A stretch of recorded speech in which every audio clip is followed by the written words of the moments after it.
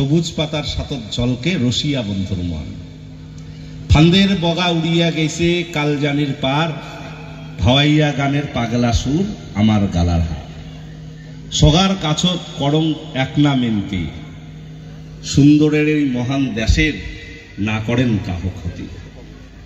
আমরা আজি ভাওয়াইয়ার টানত, দোতরার ডাঙত আর শীতলের গন্ধব আমরা এই গচিবুনা উৎসব ভাওয়াইয়া উৎসবত আসি হাজির হচ্ছি।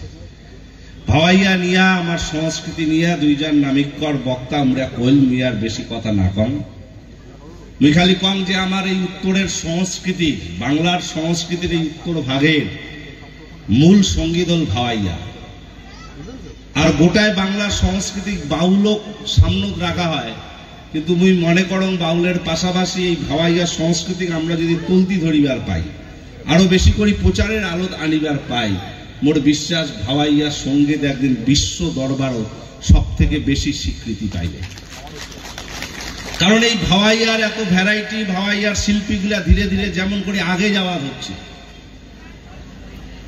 আজি বেশ কিছু নামী শিল্পী যে তিথি কার্যিয়াটি নাম করিবার আসিবে।